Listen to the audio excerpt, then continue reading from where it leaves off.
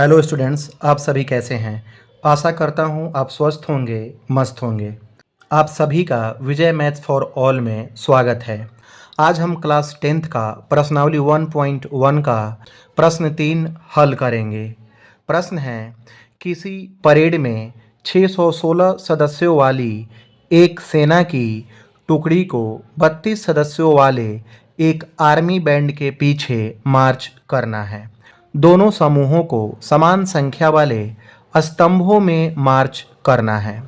उन स्तंभों की अधिकतम संख्या क्या है जिसमें वे मार्च कर सकते हैं। अब यहाँ सवाल में देखिए, इसमें पूछा है कि उन स्तंभों की अधिकतम संख्या क्या है। अगर सवाल में इस तरह पूछे कि अधिकतम संख्या क्या है, तो हम संख्या का HCF निकालते हैं, मतलब महत्तम समअपवर्तक निकालते हैं। अगर प्रश्न में पूछे कि निम्नतम संख्या क्या है, तो LCM निकालते हैं। यहाँ दिया है कि अधिकतम संख्या क्या है, तो हम यहाँ पर संख्या का 616 और 32 का HCF निकालेंगे।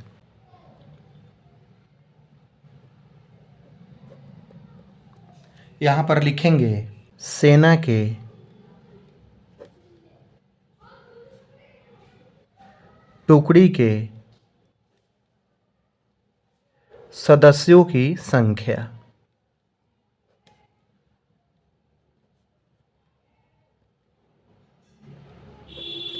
सेना के टुकड़ी के सदस्यों की संख्या यहाँ पर दिया हुआ है 616। सेना बैंड में सदस्यों की संख्या।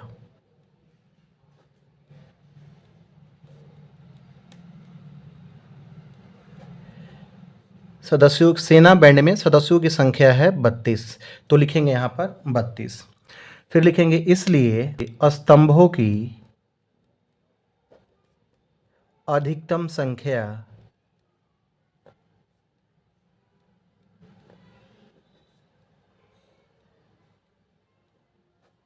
बराबर क्या होगा, HCF ऑफ 616 एंड 32, यानी कि 616 और 32 का महत्तम समअपवर्तक।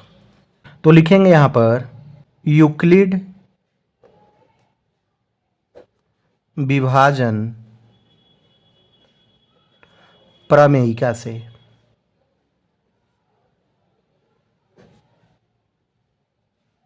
तो यूक्लिड विभाजन प्रमेयिका क्या होता है, मैंने पहले प्रश्न में पूरा डिटेल से बताया हुआ है। A बराबर BQ प्लस R होता है। R का जो वैल्यू होता है B से छोटा होता है और 0 से बड़ा या बराबर होता है। तो यहाँ पर लिखेंगे 616 बराबर, चूँकि यहाँ पर 616 बड़ा है तो ये का मान हम 616 लेंगे यहाँ पर, और यहाँ पर B का मान क्या होगा, 32 होगा। तो 616 में 32 से हम क्या करेंगे, भाग करेंगे। तो लिखेंगे यहाँ पर कि 32Q प्लस R। फिर लिखेंगे यहाँ पर 616 बराबर 32, और यहाँ पर 32 से 616 में हम डिवाइड करेंगे। तो यहाँ क्या करेंगे, 32 से 616 में डिवाइड करेंगे। तो यहाँ पर 32 से कम 32, माइनस करेंगे, 11 में से 2 गया 9, 5 में से 3 गया 2, ऊपर से फिर हम यहाँ पर 6 उतारेंगे। फिर यहाँ पर 9 बार में ले जाएंगे, 9 दूनी 18 और 9 तिया 27 और 1 28। फिर माइनस करेंगे तो 16 में से 8 गया 8, और यहाँ पर 8 में से 8 गया 0, 2 में से 2 गया 0। अब यहाँ पर Q का मान 19 आ गया और R का मान 8 आ गया।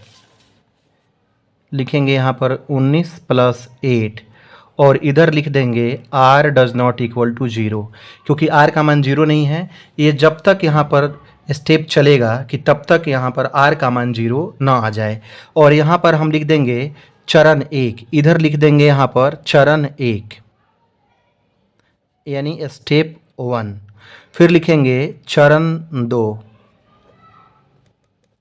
चरण 2 में क्या होगा कि फिर हम 8 से 32 में डिवाइड करेंगे। तो 8 चौक 32, यहाँ पर 0 आ गया। तो सेकेंड स्टेप में क्या लिखेंगे हम यहाँ पर लिखेंगे 32 बराबर 8 गुने में 4 और प्लस में शेषफल हमारा 0 आ गया, तो यहाँ लिखेंगे बराबर 0। तो HCF क्या होता है? अंतिम चरण में जो भाजक होता है वो हमारा HCF होता है।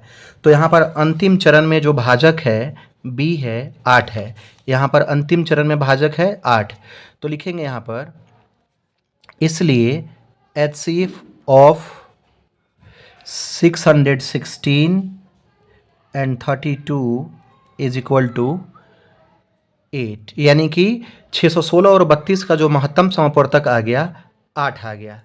तो इसलिए स्तंभों की अधिकतम संख्या कितना हो गया? 8 हो गया। तो यहाँ पर लिखेंगे अतः स्तंभों की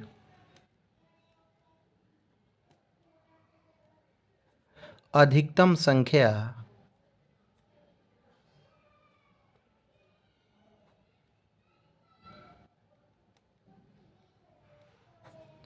बराबर 8। ये हमारा आंसर हो गया।